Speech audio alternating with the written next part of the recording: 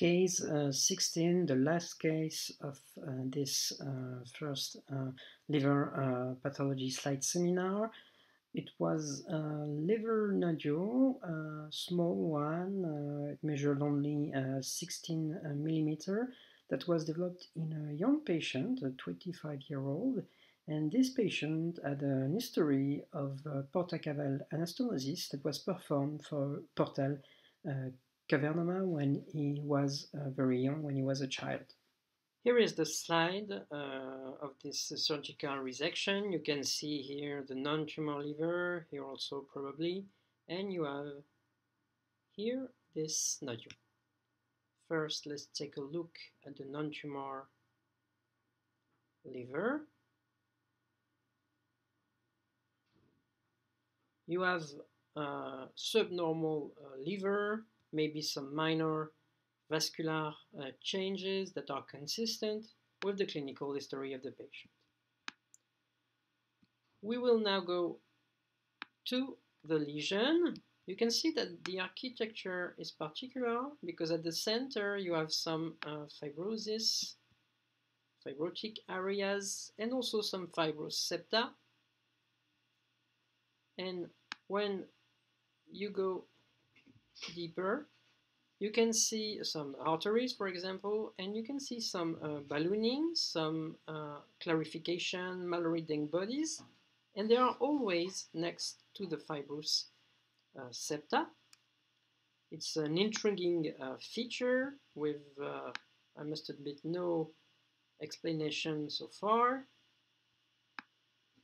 And when we take a look at the hepatocytes that compose the nodules, there is no significant atypia, trabeculae are thin. So we are in front of a benign tumor.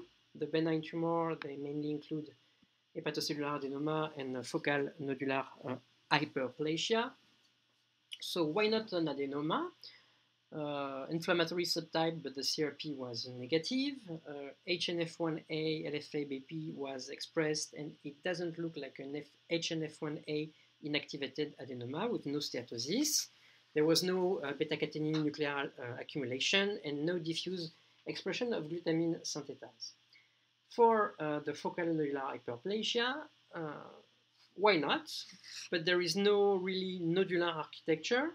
Within the fibrous areas, there is no ductular proliferation, not many vessels, so it's not typical FNH, and also the GS staining was not map-like. So it was not consistent with FNH.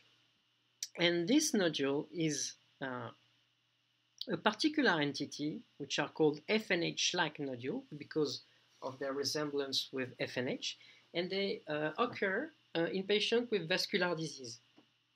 They are an important entity to know and to recognize because we don't really know how they behave. You know that this patient may develop hepatocellular carcinoma, patient with vascular disease. We do not clearly know if there are the FNH-like nodules, some preneoplastic lesions. There is very few molecular data on these nodules. And these patients are very hard to follow by the physician and radiologist because they may show multiple nodules and it's very complicated to biopsy every nodule. And in this case, the lesion was resected, and you have to know that this patient also had hepatocellular carcinoma in another part of the resection that was typical.